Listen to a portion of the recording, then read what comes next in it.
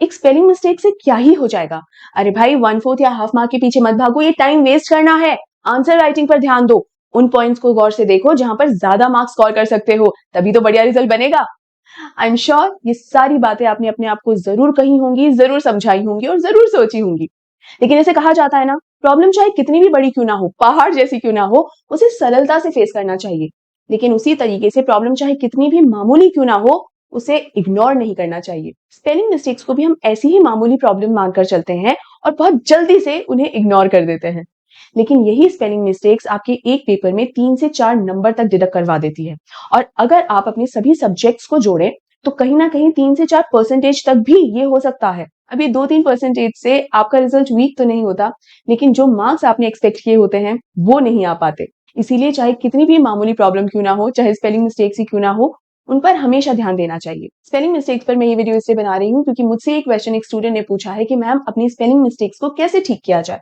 तो बेटा, किसी भी बीमारी को ठीक करने का सबसे बढ़िया इलाज होता है कि आप उस बीमारी की जड़ को और उसके कारणों को समझो। और आज के समय में स्पेलिंग मिस्टेक्स के सबसे बड़े कारणों में से एक है कि एक तो जब भी हम मैसेजिंग लैंग्वेज जो हमारी होती है ना, वो बहुत ही शॉर्ट फॉर्म्स होते चले जा रहे हैं वर्ड्स के। खैर, उसका अपना एक रीजन है कि स्पेस की कमी और जितना जल्दी हम टाइप कर सकें, बहुत सारी चीजें ऐसी होती हैं। एक तो इस वजह से तो हमारे दिमाग में वो जो स्पेलिंग का शॉर्ट फॉर्म होता है ना, वो भी सेटल होने लग जाता है एक पॉइंट के बाद, और इसीलिए हम अपने आंसर्स में भी कुछ गड़बड़ कर देते हैं स्पेलिंग्स को लेकर।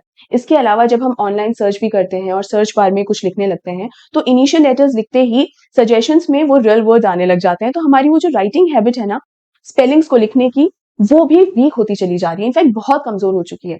इसीलिए मैं आपको सजेस्ट करूंगी कि जहां तक हो सके वहां पर फुल फॉर्म ही लिखिए, मतलब जो रियल स्पेलिंग्स हैं वही लिखिए, ताकि आपको सही स्पेलिंग लिखने की एक हैबिट रहे। ठीक है। इसके अलावा जब आप रीड करते हो तो थोड़ा सा अपने दिमाग को अलर्ट रखें, क्योंकि विजन जो होता है ना, वो सबसे स्ट्रॉन्गेस्ट मेमोरी होती है और वो विजन एज इट इज आपके दिमाग में सेटल हो जाता है। तो जब आप रीड कर रहे होते हो तो सही स्पेलिंग्स जो होती हैं वही आपको ध्यान रहती हैं।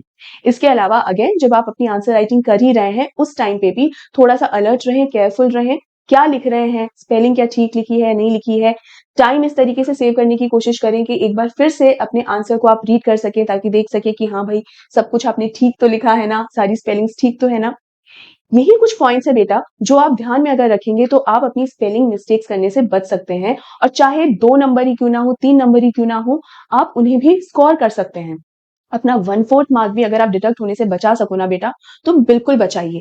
आज डेवलप की हुई ये हैबिट आपको आगे चल के अपने कॉम्पिटेटिव एग्जाम्स के दौरान काम आएगी। अब कॉम्पिटेटिव एग्जाम्स के अंदर मैं सिर्फ ये नहीं बोल रही कि स्पेलिंग मिस्टेक से बचकर ही क्या हम स्कोर कर जाएंगे। No, I am not trying to say that. What I am trying to say is कि जब आप में कोई स्किल डेवलप होती है तो वो आपकी एक हैबिट बनाती है, एक हेल्दी हैबिट बनाती है। और वही हेल्दी हैबिट जब आप हायर स्टडीज के लिए जाते हैं, कॉम्पिटेटिव एग्जाम्स के लिए प्रिपेयर कर रहे होते हैं, तो यही हैबिट्स और यही स्किल्स आपके लिए बहुत ज्यादा बेनिफिशियल प्रूव होती हैं। तो ट्रस्ट मी, ये जो सजेशंस मैंने आपको दिए हैं, वो सारे सजेशंस को प्लीज उन्हें इंप्लीमेंट कीजिएगा। मेरे ये सजेशंस आपको कैसे लगे मुझे जरूर बताइएगा, और क्या आपको इनका कोई फायदा हुआ है, इन्हें ट्राई कर देखिए। अगर फायदा होता है प्लीज आप वो भी मुझे कमेंट कर जरूर बताइएगा। I will be very happy to know. And most importantly, अपना ढेर सारा ध्यान रखिएगा। Take care.